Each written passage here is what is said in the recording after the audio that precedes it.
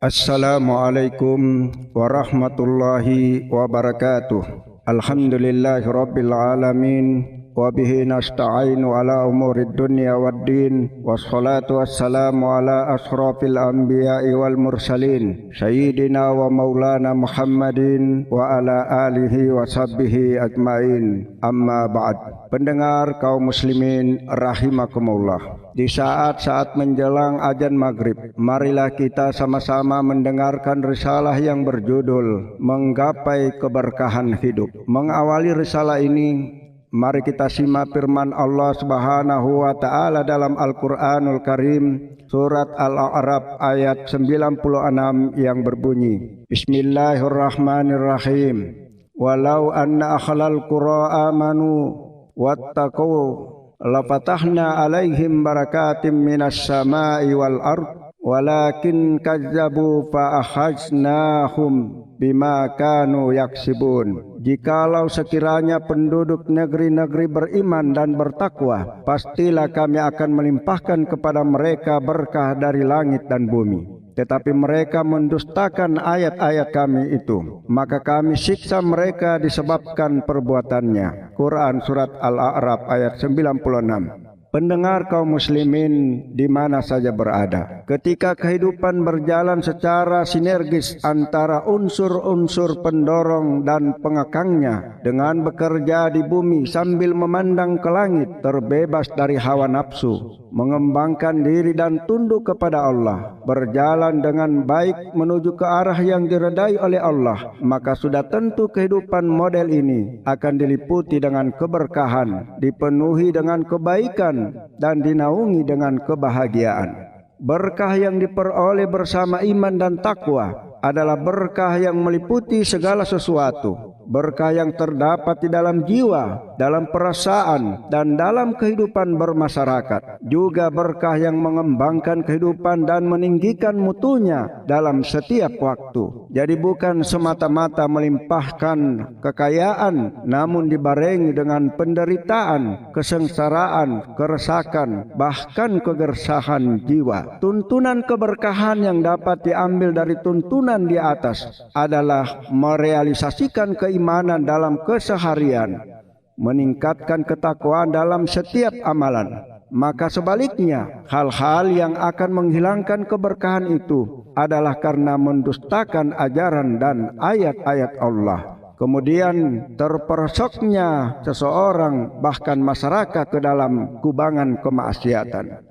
Imam Ibnul Qayyim Al-Jauziyah menyebutkan beberapa bahaya dan pengaruh dosa terhadap kehidupan pribadi dan masyarakat yang akan membawa pada hilangnya keberkahan. Di antaranya pengaruh buruk dosa dan kemaksiatan itu adalah: pertama, dosa memperlemah kesadaran akan keagungan Allah dalam hati. Seorang yang penuh dengan dosa-dosa tidak akan lagi bersungguh-sungguh mengagungkan Allah. Kaki akan terasa malas dan berat untuk melangkah ke masjid dan menghadiri pengajian. Badan terasa sulit untuk bangun pada waktu fajar melaksanakan sholat subuh. Telinga tidak suka lagi mendengarkan ayat-ayat Al-Quran. Lama-kelamaan hati menjadi keras seperti batu, bahkan bisa lebih keras daripada itu. Maka ia hilanglah rasa sensitif terhadap suatu dosa. Tidak bergetar lagi hatinya ketika keagungan Allah disebut. Yang kedua, dosa membuat seseorang tidak mempunyai rasa malu. Seseorang yang bisa berbuat dosa, lama-kelamaan tidak merasa berdosa lagi.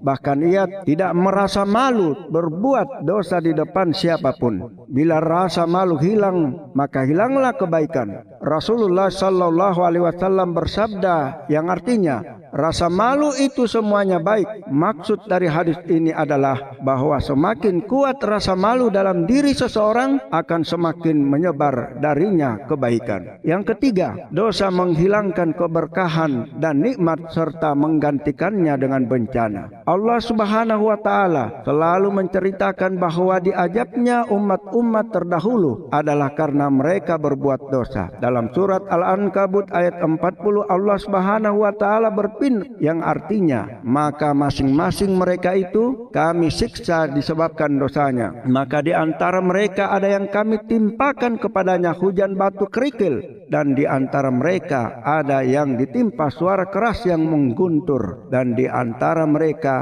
ada yang kami benamkan ke dalam bumi, dan di antara mereka ada yang kami tenggelamkan. Dan Allah sekali-kali tidak hendak menganiaya mereka, akan tetapi merekalah yang menganiaya diri mereka sendiri. Pendengar yang dirahmati oleh Allah Subhanahu wa taala, kesimpulan yang kita ambil adalah bahwa tidak mungkin individu yang kotor, yang hidup di alam dosa akan melahirkan masyarakat yang baik. Oleh karena itu, jalan satu-satunya untuk membangun masyarakat yang bersih dan beradab, penuh dengan nuansa tolong-menolong dalam kebaikan dan ketakwaan, yang jauh dari kerjasama dalam keburukan dan dosa, adalah hanya dengan kembali bersungguh-sungguh mentaati Allah dan mengagungkannya. Kembali meramaikan masjid, mengajak keluarga, anak-anak untuk menunaikan sholat sebagai kewajiban kita kepada Allah yang tidak boleh dilalaikan apapun kondisinya.